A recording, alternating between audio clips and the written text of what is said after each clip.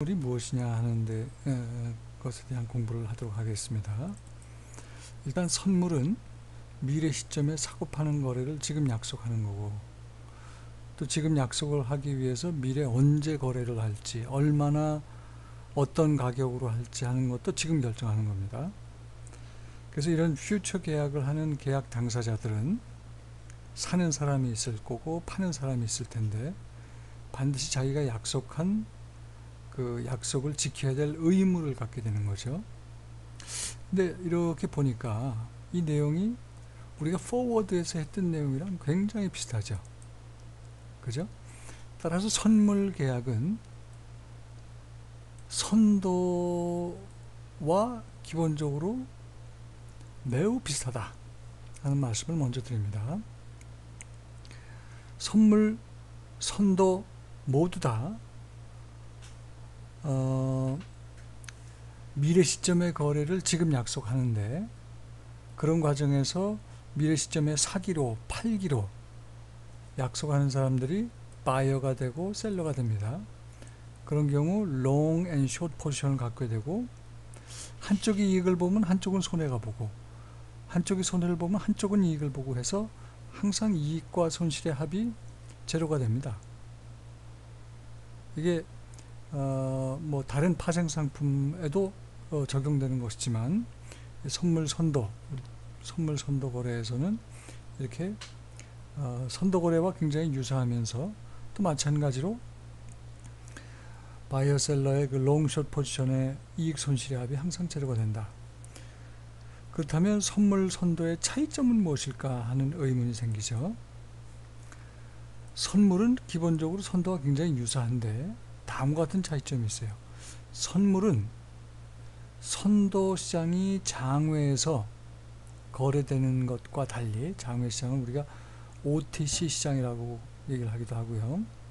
거래소는 exchange 시장이다라고, 영어로는 이 OTC가 over the counter 마켓의 준말입니다.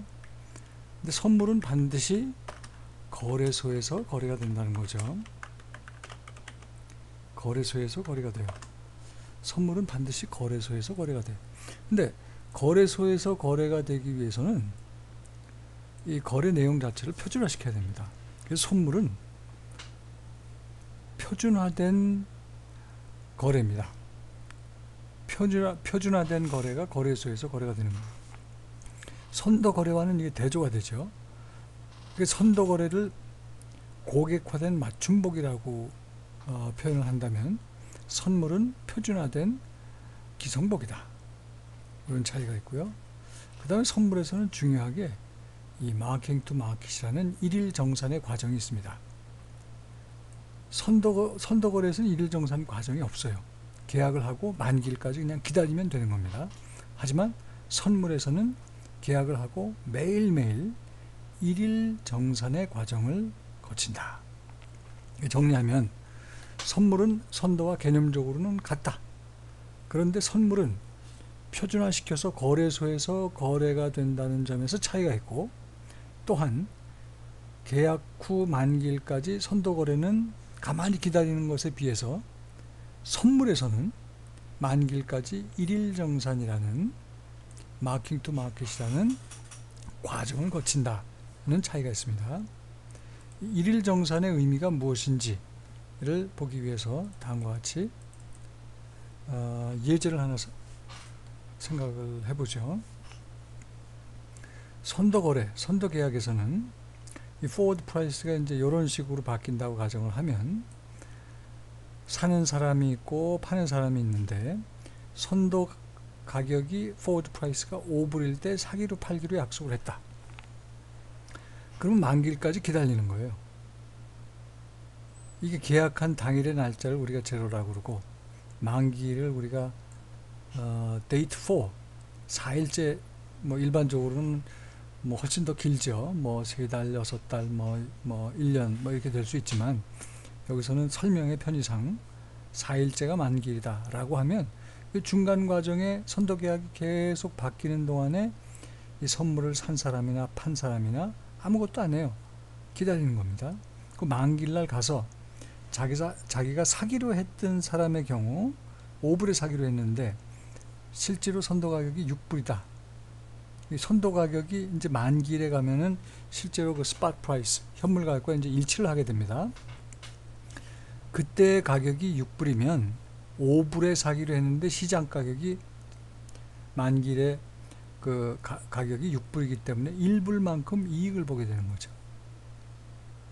반면에 5불에 팔기로 약속한 사람은 이 계약을 안 했으면 6불 받고 팔 수가 있는데 약속을 산 사람이나 판 사람이나 이행해야 될 의무가 있다고 그랬잖아요.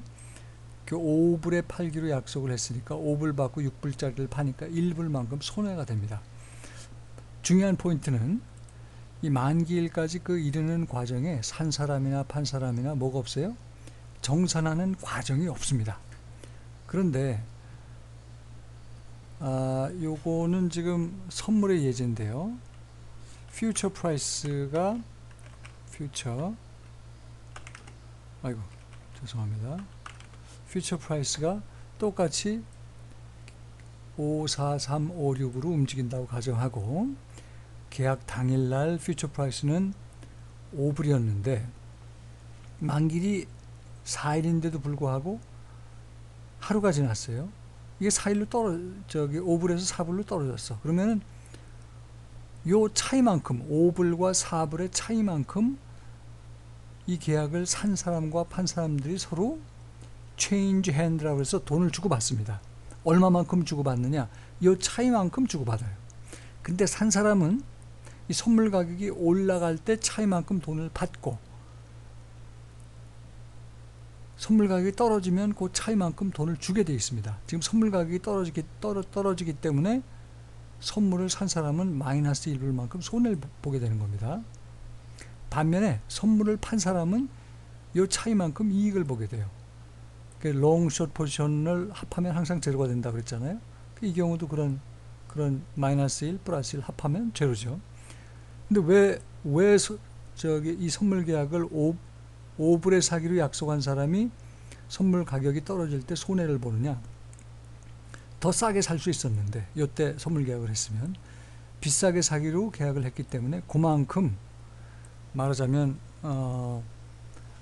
기회비용을 지불하는 형태라고 해야 되나요? 하여튼 그 차이만큼 선물의 경우 산 사람은 선물 가격이 떨어질 때 그 차이만큼